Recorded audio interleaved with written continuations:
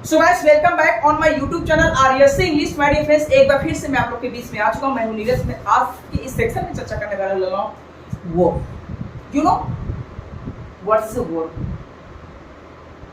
You know how many kinds of verb? आप जानते हो वर्ब क्या है, वर्ब के कितने प्रकार होते हैं?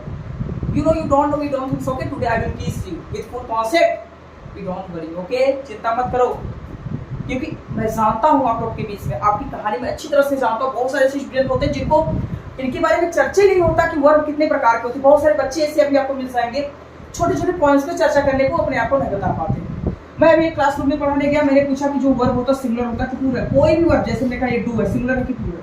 तो बहुत सारे बच्चे नहीं बता पाए। मैंने कहा बॉय, तो इन्होंने बताया हाँ सर ये बॉय जो है ये क्या सिंगुलर, इसमें यस लगाने से प्लूरल मतलब एक वचन से बहुवचन बन जाता है। तो मैंने कहा लाला अच्छा ये बताओ कि जो डू है सिंगुलर है कि प्लूरल, क्योंकि वर्ब भी तो सिंगुलर या प्लूरल में ही होगा।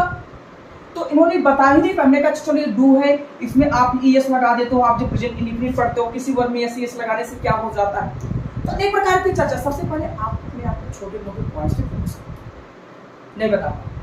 हमने कहा किसी वर्ब में अगर यस लगाने से क्या होता है, वर्ब सिंगुलर होता है, पूरे वर्ब के कितने फॉर्म होते हैं, नहीं बता पाए थे। तो हमने कहा जब आप वही नहीं जानते हो तो कैसा वर्ड पढ़ने से कोई मतलब ही नहीं।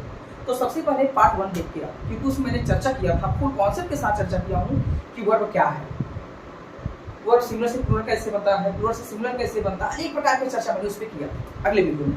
तो पार्ट 1 देख के आओ, नहीं आया तो डिस्क्रिप्शन में मिल जाएगा, ठीक है। तो आज की सेक्शन में हम चर्चा करेंगे वर्ब। तो आज हम इसमें जानेंगे कि वर्ब कितने प्रकार के होते हैं। यू डोंट वरी, आप चिंता मत करो, आप इंग्लिश का क्लास ले रहे हो ना, तो आप विदाउट हेजिटेशन आ सकते, डरो ही मत, आज से इंग्लिश शुरू करो, चैलेंज है, ठीक है। तो आप क्या करोगे, मैंने कहा काइंड्स ऑफ वर्ब। वर्ब कितने प्रकार के होते हैं? There are two types of verb. First is transitive verb, second is intransitive. You know what is the basic difference transitive verb, intransitive verb? Transitive verb और इंट्रांजिटिव में अंतर क्या? क्योंकि अगर किसी चीज में दो चीज आया, जैसे वर्ब अगर इसमें दो चीजों में डिवाइड हुआ तो इसका मतलब कुछ तो कुछ अलग होगा ही, सही बात है कि नहीं? अगर दो चीजें से हमने कहा वर्ब के दो प्रकार हो, एक क्या हो गया ट्रांजिटिव हो गया इंट्रांजिटिव हो, तो कुछ तो डिफरेंट होगा।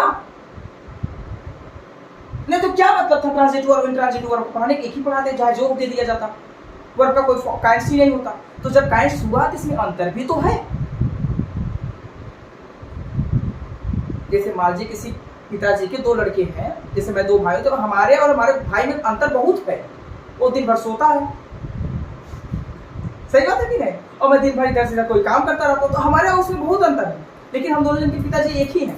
तो ट्रांजिटिव वर्ब और इंट्रांजिटिव वर्ब जो है इसमें अंतर ही है, दोनों में अंतर है, लेकिन इसको क्या कहलाएंगे? वर्ब ही कहलाएंगे। लगा टेंशन मत लो, हमारे बड़े भाई हमारे और हमारे छोटा भाई में बहुत अंतर है।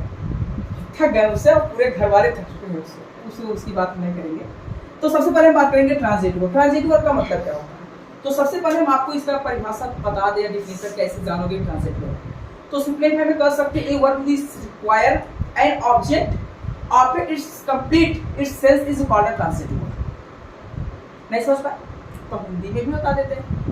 जैसे सबसे पहले हिंदी में जाने के सबसे पहले इसका हिंदी क्या होता है? सकर्मक, और इसका क्या होता है? अक्रमक क्रिया। तो सकर्मक क्रिया का मतलब साथ में जोड़ना। नहीं समझ पाए कि जब कोई कार्य करो और उस कार्य का क्वालिटी आप क्या काम किए उसके बारे में भी चर्चा किया जाए। जैसे मैंने कहा मैं कोई कार्य कर रहा, मेरा वर्क है, मैंने क्या किया? पढ़ाया, मैं इंग्लिश पढ़ाया। तो मैंने पढ़ाना तो सब पढ़ाते, लेकिन मैंने पढ़ाया क्या था? मैंने इंग्लिश पढ़ा था। तो जिस कार्य को कर रहे हो उसी कार्य की विशेषता बताना या उसी कार्य को बताना, जिस कार्य को आपने किया है उसे क्या करना। तो आप सिंपलीफाई में कर सकते हो, इसके में क्या होगा? ऑब्जेक्ट का रिक्वायरमेंट होगा। विदाउट ऑब्जेक्ट ट्रांजिटिव वर्ब नहीं हो पाएगा। तो सिंपलीफाई में कहेंगे कि वर्ब जो अपना अर्थ स्पष्ट करने के लिए, वह वर्ब जो अपना अर्थ स्पष्ट करने के लिए किसी ऑब्जेक्ट को लेता है और ऑब्जेक्ट के बिना अपने अर्थ को स्पष्ट नहीं कर सकता, उसे हम क्या कहते हैं? ट्रांजिटिव। जैसे मैंने कहा एग्जांपल से देखेंगे, जैसे मैंने कहा द मैन, ठीक है, किलेड ए स्नेक, ठीक है, क्या दिया गया कि द मैन किलेड अ स्नेक। अब इसको क्या कर सकते हो? जैसे आदमी सब्जेक्ट हो गया, किलेड माना, ये वर्ब होगा, किसने माना था? साफ होगा। तो आई थिंक आप समझ गए होंगे कि देखो ये जो इस आदमी ने सबको मार दिया, that is called past tense. ये पास्ट टेंस है कि नहीं है? तो ये क्लियर सेकंड फॉर्म है, तो ये हमारा पास्ट इंडेफिनिट टेंस है। तो हमने कहा आदमी ने मारा एक सांप, तो आदमी ने सांप को मार दिया या मारा या मार दिया, अनेक प्रकार के हिंदी आप इसको सेटअप कर सकते हो। तो मार दिया, तो किसको मारा था? एक सांप।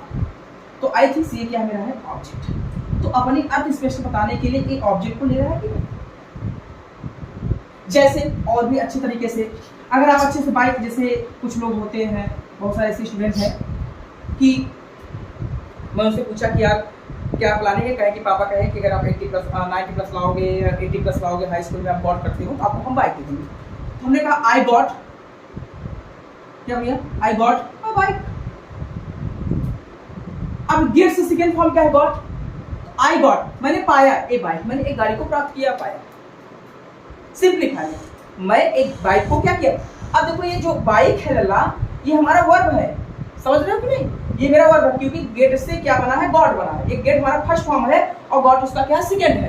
तो हमने कहा आई गॉट अ बाइक, मैं एक बाइक को क्या किया? प्राप्त किया, मैं एक बाइक को पाया। अनेक प्रकार की बात को सच्चा कर सकते हो इसमें। जैसे हमने कहा और भी सेंटेंस देख सकते हैं, जैसे हमने कहा समझो, मोहन ओपन द विंडो।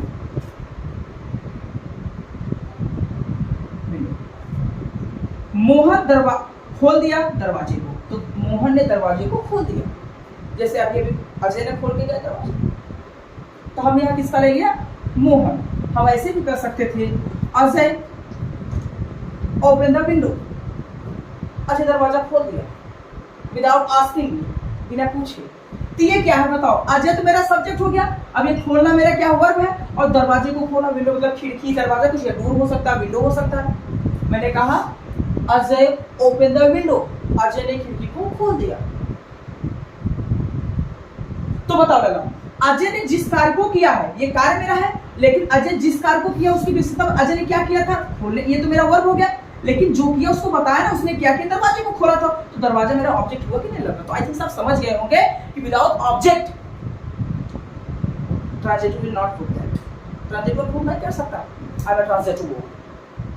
तो समझ में आया कि नहीं ये पॉइंट कि ट्रांजिटिव उसे कहते हैं जो अपना अर्थ स्पष्ट करने के लिए किसी ऑब्जेक्ट को लेता है, और विदाउट ऑब्जेक्ट ये कुछ नहीं कर पाएगा। विदाउट ऑब्जेक्ट अपने अर्थ को स्पष्ट कर ही नहीं पाएगा कि मैं ऑब्जेक्ट हूं कि नहीं हूं। तो आई थिंक हमें ये समझ गए। तो अब हम बात कर लेते हैं किसको, ठीक है, इंट्रांजिटिव। तो आई थिंक इंट्रांजिटिव होगा विदाउट ऑब्जेक्ट। सिंपलीफाई में पहले समझ लो, विदाउट ऑब्जेक्ट, बिना ऑब्जेक्ट। क्या? विदाउट ऑब्जेक्ट, बिना ऑब्जेक्ट, ऑब्जेक्ट के बिना। तो ऑब्जेक्ट के बिना जो अपना विशेषता बताता है उसे हम क्या कहते हैं? ट्रांजिटिव। जैसे अभी मैंने क्या लिया था, a word which does not require an object, ठीक है, complete its sense and make a good sense by itself is called a transitive. क्या बोले? इंट्रांजिटिव। वह वर्ड जो अपना अर्थ स्पष्ट करने के लिए किसी ऑब्जेक्ट को नहीं लेता है। ऑब्जेक्ट को लेता तो ट्रांजिटिव कहलाता, और ऑब्जेक्ट को नहीं लेता क्या कहलाएगा? इंट्रांजिटिव। जैसे the man died, the man died. अब हमने कहा आदमी मर गया। अब ये बताओ क्या है? अब बताओ यहां मैन है और ये पास्ट नहीं, आदमी मर गया, तो man, the man died, the man died. अनेक प्रकार के सेंटेंस को आप हल कर सकते हैं।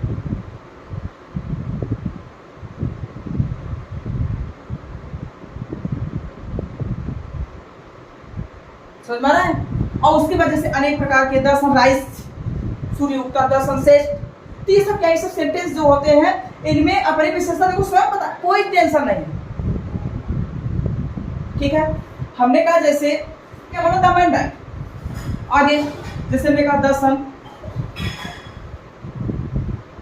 साइंस, ठीक है। हमने कहा जैसे और भी एग्जांपल, किसी कोई ऑब्जेक्ट आ रहा है क्या, जैसे हमने कहा द गर्ल स्माइल, देखो सेकेंड फॉर्म आ, लेकिन इसके द गर्ल स्माइल, लड़की हंसी। तो बताओ इसमें किसी ऑब्जेक्ट की जरूरत है क्या? कोई ऑब्जेक्ट आ रहा है, वर्ब के बाद कोई ऑब्जेक्ट आ रहा है, तो सिंपलीफाई में एक तरीका अपनाना कि वर्ब के बाद अगर कोई ऑब्जेक्ट आए तो उसे ट्रांजिटिव वर्ब कहते हैं, और वर्ब के बाद कुछ ना आए तो उसे हम क्या कहते हैं? ट्रांजिटिव वर्ब कहते हैं। दिमाग में सेटअप करो, बात खत्म।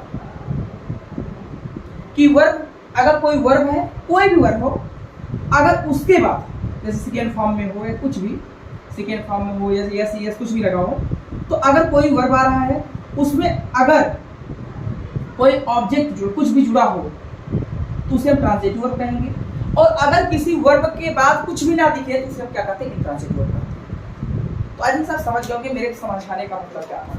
तो भाई बस आज के लिए यहीं तक, हम आपसे फिर से मिलेंगे अगले वीडियो में। जय हिंद, जय भारत।